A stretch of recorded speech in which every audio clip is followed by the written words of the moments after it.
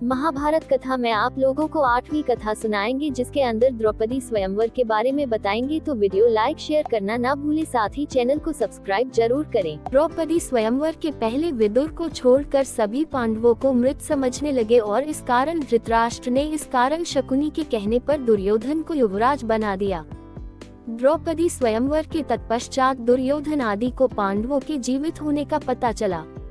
पांडवों ने कौरवों से अपना राज्य मांगा, परंतु गृह युद्ध के संकट से बचने के लिए युधिष्ठिर ने कौरवों द्वारा दिए खंडहर स्वरूप खांडववन आधे राज्य के रूप में प्राप्त किया।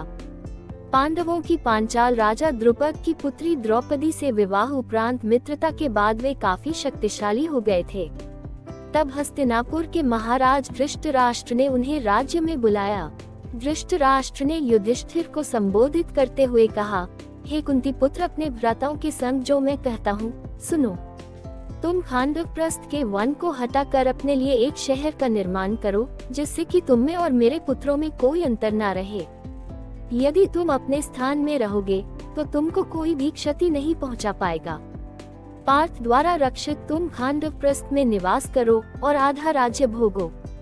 धृतराष्ट्र के कथनानुसार पांडवों ने हस्तिनापुर से प्रस्थान किया।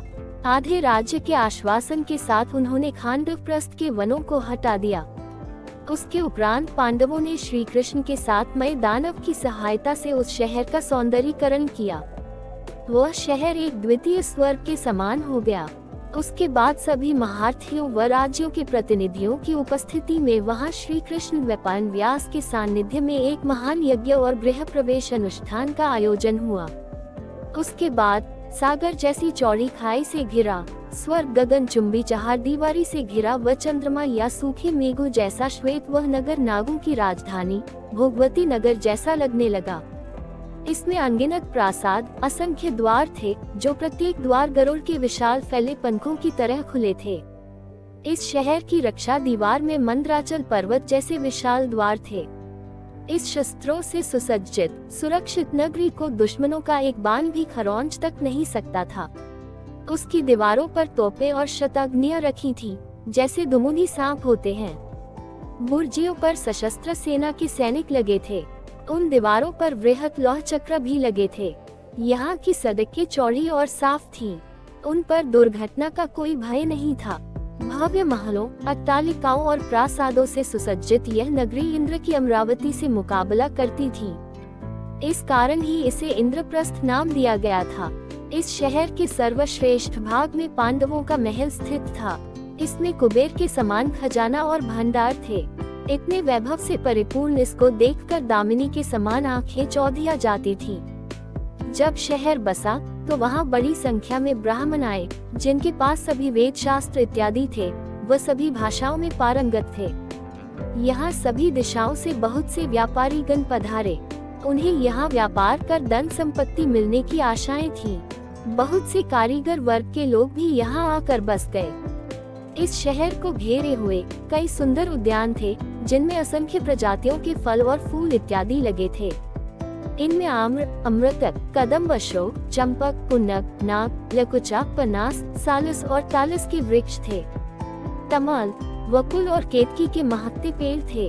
सुंदर और पुष्पित अमलक, जिनकी शाखाएं फलों से लदी होने के कारण झुकी रहती थीं। लोत्र और सुंदर अनकोल वृक्ष भी थे।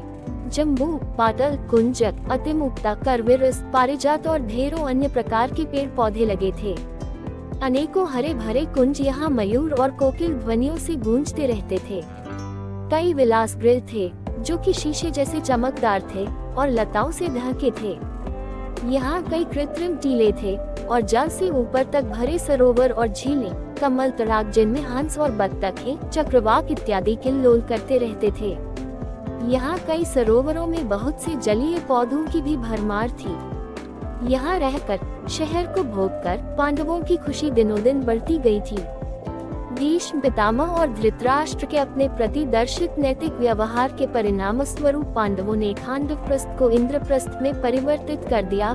पांडुकुमार अर्जुन ने श्री कृष्ण के साथ खांडववन को जला दिया और इंद्र के द्वारा की हुई वृष्टि का अपने बाणों के छत्राकार बांध से निवारण करते हुए अग्नि को तृप्त किया।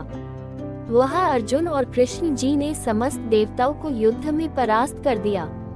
इसके फलस्वरूप अर्जुन ने अग्निदेव से दिव्य गांडीव धनुष और उत्तम रथ प्राप्त किया और कृष्ण जी ने सुदर्शन चक्र प्राप्त किया था।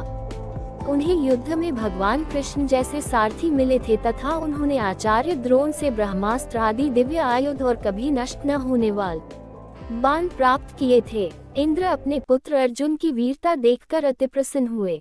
इंद्र के कहने पर देव शिल्पी विश्वकर्मा और मैदानव ने मिलकर खांडववन को इंद्रपुरी जितने भव्य नगर में निर्मित कर दिया, जिसे इंद्रप्रस्थ नाम दिया गया।